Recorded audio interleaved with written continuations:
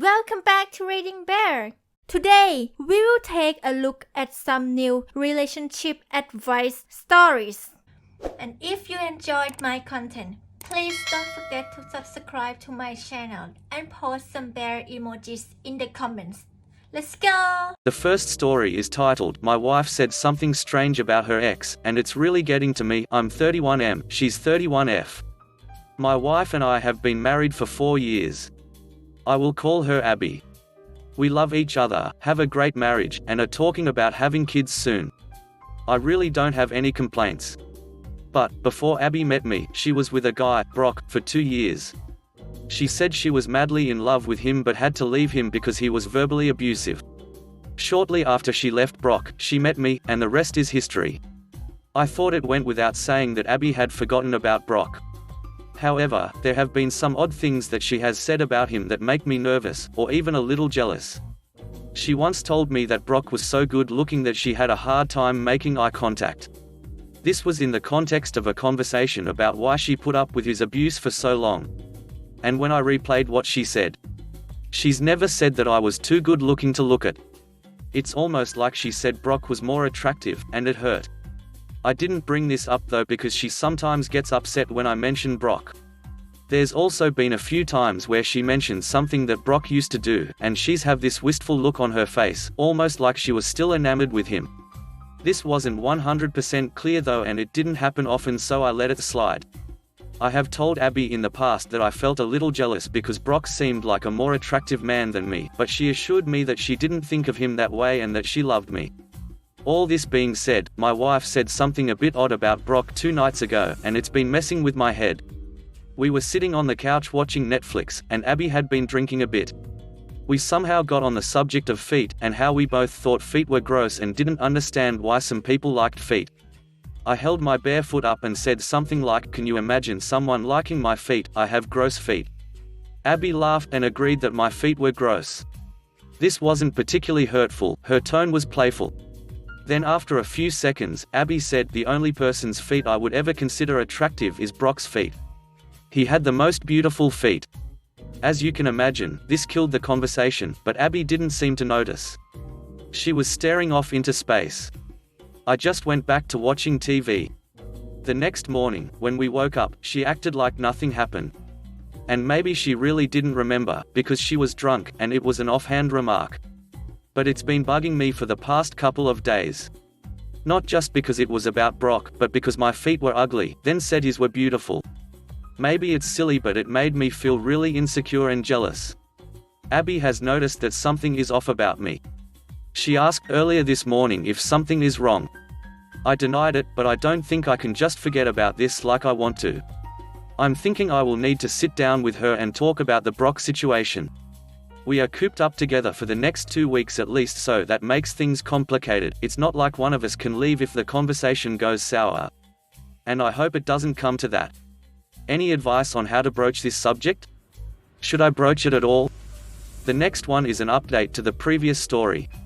So I actually tried to post this the very next morning, while replies to my first post were still streaming in, because I talked to Abby almost immediately and consider the issue largely settled. Automod deleted it, so I've had to wait a couple days. In hindsight, I'm glad I've had to wait because it gave me more time to consider the responses I received. First of all, I wanted to thank everyone who responded yesterday. Unfortunately, I did receive a bit of bizarre advice. A number of users called my wife an alpha widow, still others told me to divorce her immediately because she must be cheating. I had a few users calling my wife an idiot. This was a sobering reminder that anonymous internet people don't understand the nuances of my marriage, and people tend to project their own insecurities onto other people's situations. So I'd advise anyone considering posting here, use discretion in what advice you take. Just to get ahead of some of the speculation, Brock has lived in South Korea for 2 years, he is prohibited by a court order from contacting Abby, and I have open access to her DMs anyway. If she were cheating, I'd be the first to know. I also received some great advice about trauma bonding and recovering from abusive exes. These responses were the most helpful. All this said, here's what I posted about that night. I was sitting on the bed last night, just kind of brooding, when Abby came in. She sat on the bed next to me and looked at me. She must have known something was up because I haven't been myself these last few days and our bedroom has been dead since the feet comment. Abby asked me if everything was okay. I gave her a weary smile and said no, I suppose not. She frowned and asked if we could talk about it. I sighed heavily and was quiet for a few moments. Abby didn't look nervous or defensive, she looked genuinely concerned. So I figured she must not be aware of how hurtful her Brock comments have been, and I should just be honest. I started by asking if she was willing to be 100% honest with me. She said that she was. So then I asked if she's happy being married to me, and if she'd prefer being with someone else instead. She seemed a little taken aback by the question and said she would never dream of marrying someone else. My voice was shaking the whole time and Abby looked like she was ready to cry, too. Finally I lay everything out. I tell Abby that a few nights ago, we were talking about feet, and she had said that my feet were gross, but Brock's feet were beautiful. I said maybe it sounds really silly and dumb, but that comment made me feel really ugly and it broke my heart. She gasped and started crying at this point. I said there's been a few other times where she mentioned Brock and acted like she really missed him, because she sounded enamored when she talked about him. I said I think that Brock was probably a lot more attractive than me and she would have preferred staying with him over me. Abby cried for a long time before she was able to say anything. It was probably only 2 minutes, but it felt like forever. She said she didn't realize that she was mentioning Brock that way and upsetting me so much. She said she couldn't imagine marrying anyone else but me. I said, even though I'm uglier than Brock, and she started crying again, like really bawling. After she pulled herself together again, she admitted that Brock was a very attractive man, and that she had been infatuated with him. It seemed extremely difficult for her to get those words out. But Brock had also been controlling and incredibly cruel. She never felt safe or at ease with him, but she did feel safe with me. She said she had married Me, and wanted children with Me, and that she had never even dreamed of marrying Brock, let alone having kids with him. Then we talked about some deeper, more personal stuff that I'd rather not go into here. I did mention some of the trauma bonding stuff that some Redditors had mentioned last night, and Abby admitted that she had felt addicted to the drama while she was with Brock.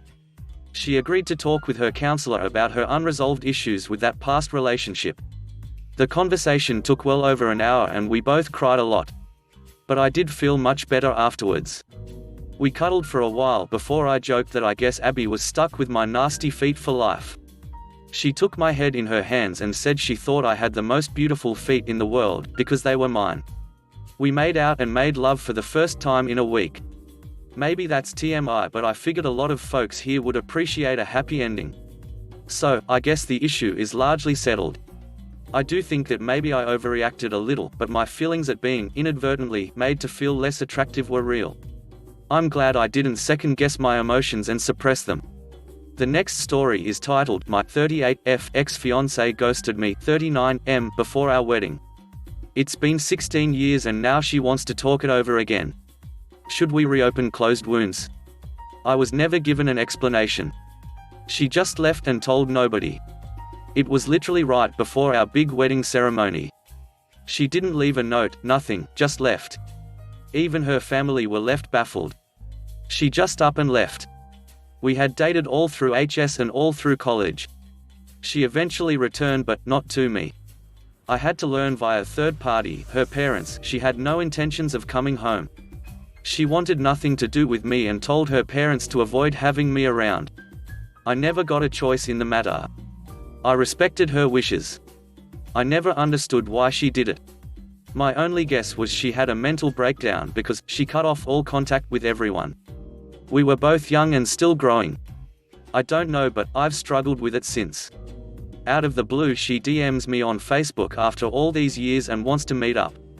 I'm an influx of emotions right now. Angry, nervous, hopeful, sad. I still have feelings for her. I don't know if I could take her back. But looking at her Facebook makes me miss her.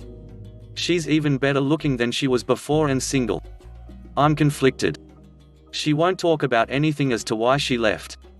She said it's best to do so in person. The only thing I can tell is from her Facebook is a bunch of stuff about her being weak and living a life full of shame and regret and being lonely. This is dumb. She ghosted me and I should WNAT nothing to do with her, but damn it, I still have feelings for her. I never stopped thinking about her. What should I do? Ghost her in return? Call her out? See where this date takes us? The next one is an update to the previous story. Well, that was something. I got closure at least. We met at a cafe and sat and talked outside. The first thing I noticed was how badly scarred her arms were and how much pain was in her face. Long story short, she wanted to break up long before the wedding. She was too weak and cowardly to speak up for herself. She had a complete nervous breakdown over everything. She had been tired of being forced into doing things she never wanted to do and never having the guts to stand up for herself. She was mad at her family pressuring her to get married and pump out kids. She was mad at them forcing her into a degree that she didn't want. She was mad herself for not being able to speak up. Nothing she did was justified, which we agreed on. When I first proposed to her, I did it in a public area. I had put her on the spot and she wanted to say no, but she couldn't bear to see me hurt. She was right. I made all the choices for her.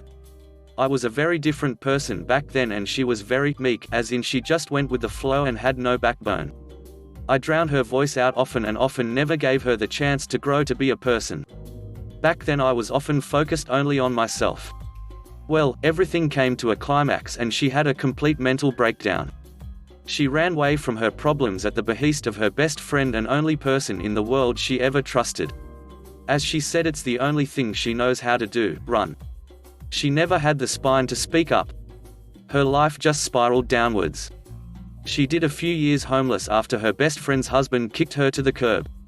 The rest of that time was spent in prison, which she didn't specify what she did. She was released about a year ago and has been turning her life around. She has a job, she's reconnected with her parents and she's finally reconnecting with me. She never stopped trying to get in touch with me. As for our future, we have none. We both agreed to end things and go our separate ways. We both are changed, two different people. We have nothing in common and don't live near each other. She doesn't justify what she did, nor does she want to be forgiven. She thinks it's repulsive and is ashamed of her actions. I wanted to be angry, but I couldn't. I just forgave her.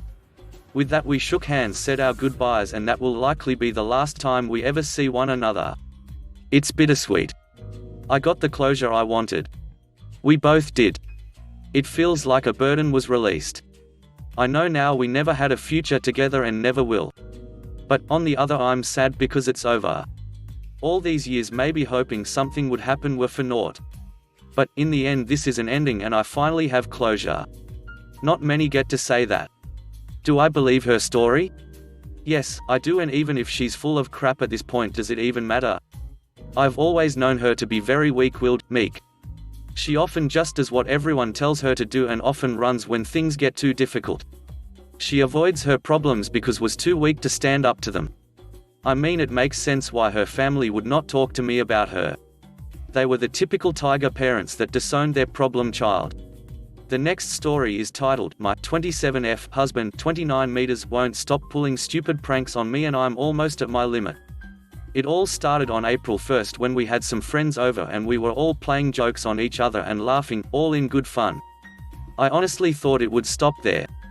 Days after, he was still doing it, stuff like toothpaste in Oreos, Nutella all over the bathroom floor, hiding a whoopee cushion in strategic places, typical prank stuff. I thought most of it was kinda funny and we both had a laugh over it. However, it just kept going weeks and weeks after. Almost every day, there was a prank. I started getting tired of it and nicely asked him to stop. He agreed to stop, but a couple days after the discussion, he started doing the stupid pranks again. At one point these past couple weeks, I got extremely ticked off at how long this has been going on despite me asking him to stop several times and told him as calmly as I could that he needed to stop this immediately before I lost my mind. He just giggled as though it were funny and winked as he agreed to stop. Again, he has not stopped. It especially frustrates me that some of his pranks involve wasting food, which he knows I hate doing. He has done things like switching similar-looking spices to different jars with different labels, which at one point ruined our dinner. I can't eat or use anything in the kitchen without checking if it's been tampered with. Keep in mind that we've been married for 5 years and this is the first time anything like this has happened. Usually when we have discussions about things that bother us, we both try to work on stopping said thing. The next one is an update to the previous story. I took some of the advice I saw and had another chat with my husband. I made sure to make it very serious and told him that I was no longer feeling comfortable in my own home, and that constantly dreading what prank would be next was making it miserable to live with him.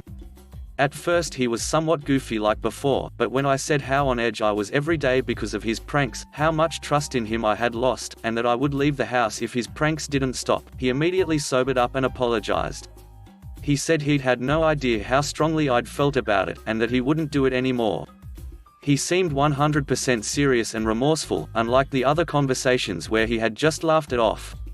He told me that he had never intended to push me away and had just thought of it as a funny game between us while in quarantine. He apologized several times and even seemed close to tears when I mentioned leaving. After the conversation was over and we'd cleared everything up, he immediately went to go clear a couple of booby traps he'd set up prior to the convo. I really don't think he'll do it again. The next story is titled, My Girlfriend, F27, Shot Herself After I, 30M, Left Her House and Is in Recovery, Causing Everyone to Ghost Me. I left her. This is a sensitive topic and I'm not going to go into detail for obvious reasons. I am actively being kept in the dark by her family, and honestly these days have blended together. We have been together for almost 3 years off and on. This is by far my longest relationship.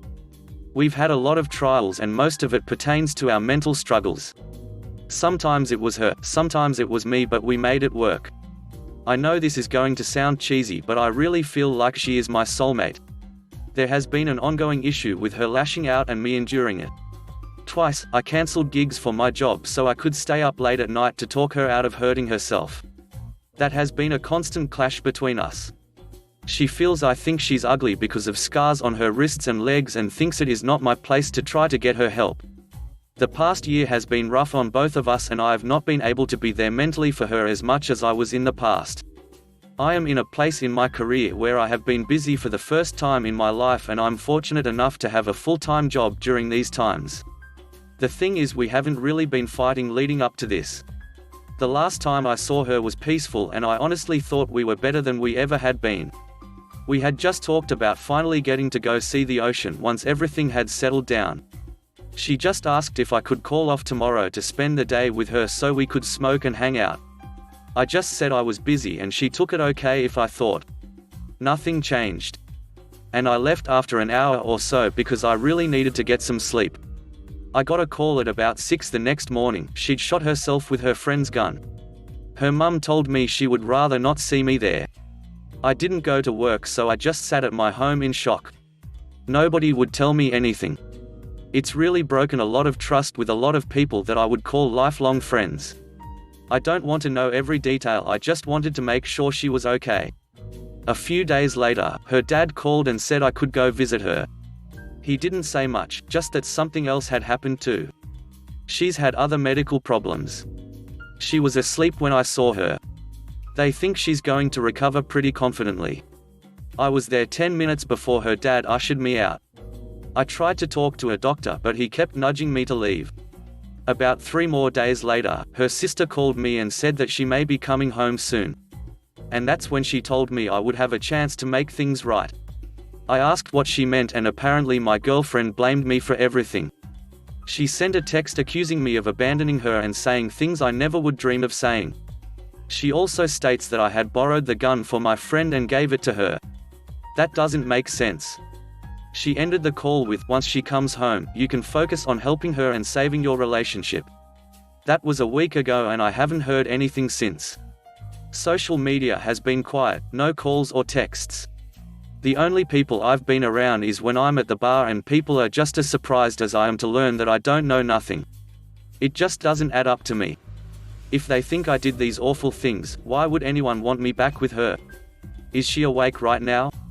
I've searched a bit but I can't really find anything out. I have called my friend who owns the firearm multiple times, and I am pretty close to just driving up to his house to figure out what is going on, or at least get him to tell her family the truth. I sent her sister a text telling her the truth in every detail, how about what happened when I was there. I even sent her screenshots of us wishing each other a good night and talking about how we could hang out that weekend when I'm off work. Anyhow, the main thing of this post is I need advice because I'm planning on breaking up with her at the moment. This was just too far for me and I can't handle it. I feel awful just typing this. I am bawling my eyes out right now, but I can't help someone who doesn't want help and would say those things about me. I am being treated so horribly for something I didn't do and I need peace. I really love her and I would honestly be in the hospital bed instead of her if I could. But this has crossed a line. Normally we would fight and one of us would cave. I would be mad and within a day be wanting to talk to her again. I don't think I could ever look someone in the eyes after they've done something like that to me. I feel like a piece of crap. Have they even deleted every picture of us off my phone, and if it wouldn't stir anything up, I would remove everything related to her from social media. I know this is out of everyone's pay grade. I just need to know him wrong thinking this way. Is there something I'm missing? I am just dumbfounded and I don't tell who what is real anymore. The next one is an update to the previous story. A couple days after the post, I met with the mother in person. I asked her to meet with me through text. She has always loved me since I started dating her daughter years ago. I can confidently say that they are not going to come after me legally or there is any malicious intent. Unfortunately, the person I love did indeed say awful things about me and lie. She will recover from the shooting. I showed her the messages. I showed her a text where my girlfriend was joking about wanting to keep the pistol grips, clarifying it was my friend's gun. I also showed her texts during some of the rougher times, me staying up all night to talk her out of self-harm, etc. She also agreed to me recording us talking with my phone. This time has gotten everyone paranoid and I needed to know that there was no twist or ambush coming. We both cried a few times talking. I also dropped the bomb that I would be leaving her daughter. She is officially my ex and I feel torn about that, but I have to get away. Her mum agrees that it was unfair and horrible for her to lie about me. And that feels so validating and painful, hearing it out loud that her daughter lied. She promised to get her help and apologized to me. She even said that she would still consider me a son. I have no ill will towards her family and I hope they have none for me. I understand they were just trying to protect their daughter, and based on her story, I was this manipulative monster who tried to rob them of her. I also want to clarify that I was unofficially barred from seeing her at the hospital. I could have gone, but I didn't want to make a grieving family's time harder, and I am thankful for the time they did let me see her. Her sister texted me and apologized as well. A day later, yesterday, I met with my friend who owned the gun. I showed up at his house after he continuously ignored me. It was basically a huge misunderstanding. He was afraid that I was angry at him for letting her borrow the gun, and I took his silence on the issue as validating her lie. We're good. I have a friend now. I have also signed up for counseling and will be going to my first online appointment Saturday. As for my job, I am taking a week leave using my vacation days, the time I was going to use to go to the beach with her, because while I did continue to work throughout all this, I need a break. As for my ex, I believe she's home. I have blocked her on everything and I have no intention of talking to her again. Some of her eyes were very personal and there is no other way to take what she said. It ducking hurts. I have loved this person more than I have loved anyone in this world. But this is something I have to do completely or not at all. I have texted our mutual friends, my entire friend group, stating that I would gladly talk to any of them and set the record straight, and I've even received a couple replies showing support for me. Which kinda seems hollow, honestly. At the end of the day, I think I will be okay now. I do love my ex. Her family has always treated me right and accepted me in when mine would not. I will always be thankful for them. I'm pretty sure my friend group will continue on without me or her, though I may end up breaking down sooner or later because of it. I feel like I've lost out on a chapter of my life. Years wasted. I feel irrationally angry sometimes. I know we didn't have the best relationship, but I didn't deserve that. It helps me to keep repeating that to myself. In some ways I might have saved her life. I did make a point to mention to both the mother and sister that I could have posted every bit of our dirty laundry on Facebook, but I'm not going to do that unless provoked. That is not a threat. They both understood that I mean that in case my ex tries to come after me in any way. It still hurts like right now typing this. But I hope it will with time. If you enjoyed the video, please subscribe to the channel and post some bear emojis in the comment.